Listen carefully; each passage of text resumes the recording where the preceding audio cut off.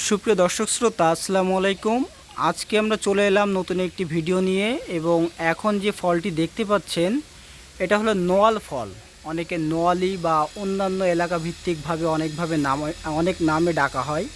তো এই যে ফলটি দেখতে পাচ্ছেন এটা একটু আমলকির মতোই, তবে অত বড় হয় না, একটু ছোট সাইজের, হলুদ এবং সবুজ বর্ণের হয়ে থাকে।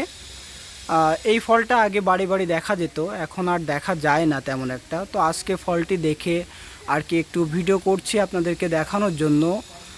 তো গাছে তেমন পাতা নেই, ডাল ছাঁটাই করার জন্য হয়তো পাতা নেই, পাতাগুলো সব ঝরে গেছে যেহেতু এখন শীত মৌসুম। আর এই ফলটি আর কিছুদিন পরে হয়তো পেকে যাবে। আর ফলটি একটু টক স্বাদের, তবে খেতে খুবই মজা এবং অনেকেই কিন্তু আচার বানিয়ে থাকে, জেলি বানিয়ে থাকে, বা এটা অনেকে ভর্তা করে খায়। এটা খেতে কিন্তু অসাধারণ লাগে। এর কিছু ঔষধি গুণাগুণও আছে।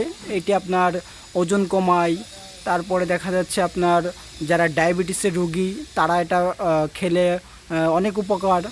তারপরে অনেকের মাথার চুল পড়ে যায়, খুশকি হয়, তাদের জন্যও এটা ব্যবহার করলে খুবই উপকার আসবে।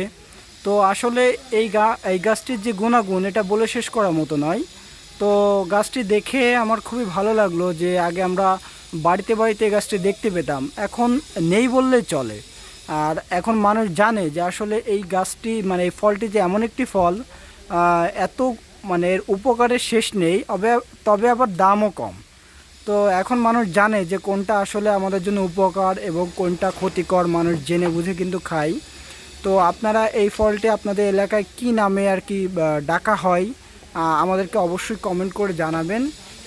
এবং আমাদের সাথে থাকার জন্য ধন্যবাদ। আজকে বিদায় নিচ্ছি, আবারও দেখা হবে নতুন কোনো ভিডিওতে। সে পর্যন্ত সকলে ভালো থাকবেন, সুস্থ থাকবেন। আল্লাহ হাফিজ।